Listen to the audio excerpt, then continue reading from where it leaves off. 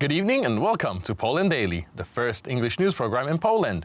I'm your host, Benjamin Lee. The Polish president has decided to direct a new law proposal regarding the reform of the Penal Code to the Constitutional Tribunal.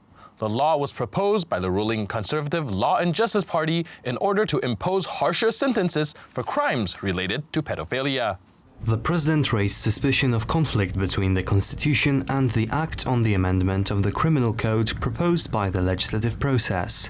The process of dealing with the legislation raises serious contentions in regards to constitutional standards of the legislative process. Legal security of a citizen, especially in important matters as criminal law, requires that every normative act, in particular a code of law, be adopted in accordance with the procedure provided for in the constitution.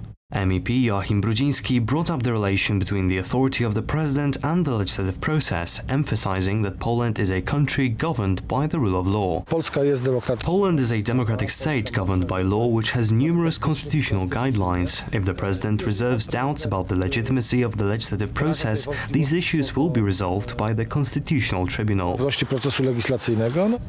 to Jarosław Kalinowski, the legislative process of changes in the penal code violated fundamental principles of law, which meant that they should be vetoed. This is a violation of the fundamental principles, so it should be vetoed, but also because if we all agree that there should be more penalties for specific crimes, we are now talking about pedophilia and imposing higher penalties. It should have been vetoed, but now, due to the Constitutional Tribunal's involvement in this matter, months will pass. According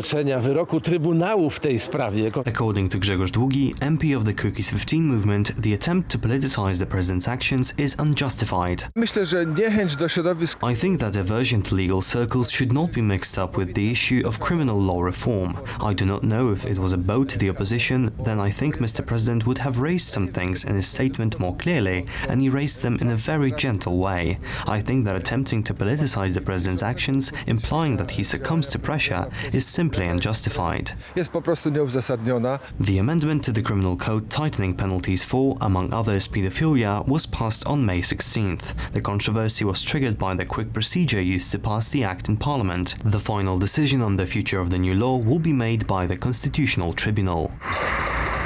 Today, members of the Democratic Left Alliance took part in an inter-party referendum in which they were asked if they would prefer the party to start in the parliamentary elections alone or to form a coalition with other parties. The result is to be announced on Monday, July 1st. Democratic Left Alliance spokesperson Anna Maria Żukowska said in an interview with Polish press agency that if the majority of SLD members speak for the start in alliance with other forces, they will, first of all, engage in talks with partners from the European coalition. According to the most recent poll results, if the elections to the Polish parliament were to take place today, the Law and Justice Party would win decisively with 44% of the votes. The Civic Platform Party would place second with almost half the support at 23.9%. The information was provided by the pollster Social Changes, who made the poll for the wypolityce.pl website.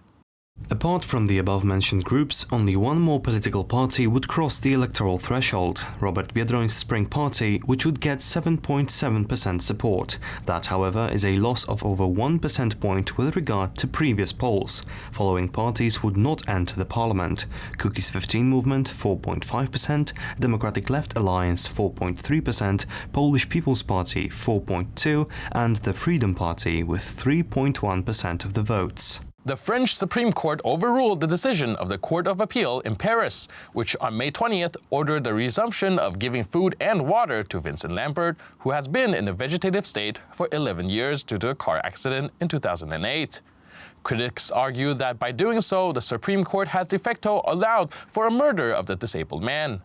Lambert's parents stated that if the doctors refuse to provide their son with food and water, they will sue them for premeditated murder.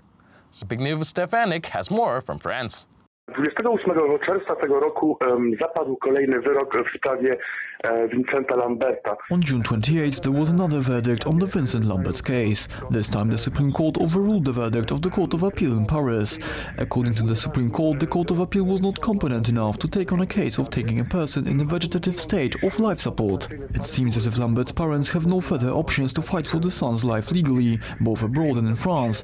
However, they stated that they won't back down. Vincent's mother said she will be soon giving a speech in front of the United Nations Commission on Human Rights. The parents also announced they will sue the hospital and the doctors taking care of their son for premeditated murder and not providing medical aid if they cease to feed him. The French government passed a series of bills in 2003 concerning taking people in a vegetative state of life support. Although the bills were passed during a huge political storm, hence there are many legal loopholes and discrepancies in the law. Due to Vincent Lambert's case, we may soon witness legislative changes on the matter in France. Carola Rackete, the German captain of Sea-Watch 3, an NGO vessel sailing under Dutch flag, which has been ferrying over African migrants picked up off the Libyan coast, has been arrested by the Italian authorities for illegally entering the territorial waters of Italy to disembark more than 40 African migrants.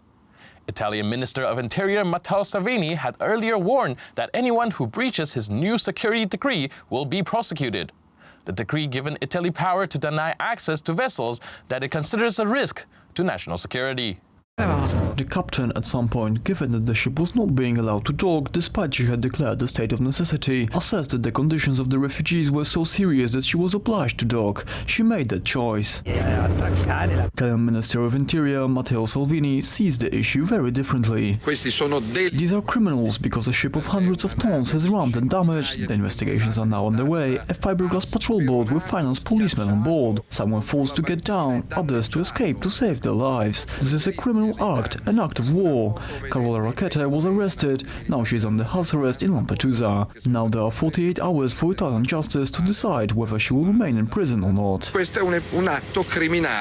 On June 10th, the ship took aboard migrants in the Libyan rescue zone. Although the Libyan authorities ordered to transport them to Tripoli, the ship sailed in the direction of Lampedusa, where it had been anchored for more than 2 weeks. Italy banned the ship from entering its waters, but took in 11 migrants requiring medical care. The access to the port was blocked by Italian warships. That's all for today. See you next time on Poland Daily. But stay tuned for the Poland Daily Weather Report, followed by the Poland Daily Business section.